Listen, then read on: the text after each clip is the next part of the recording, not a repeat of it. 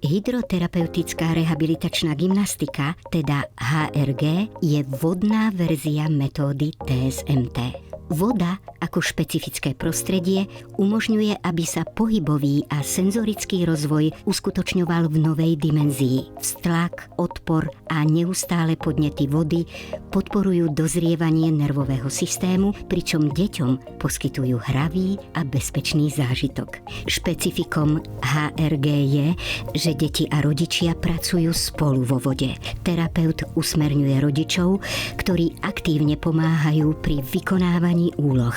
HRG je obzvlášť účinná pri problémoch s motorickou koordináciou a rovnováhou, pri odchýlkach svalového tonusu, senzorickej citlivosti, autizme a poruchách pozornosti. Pre mnohé deti je voda prvým prostredím, kde môžu zažiť skutočný pocit úspechu, čo následne uľahčuje ďalší rozvoj. Vzdelávanie pozostáva z online teoretickej časti a intenzívnych praktických hodín.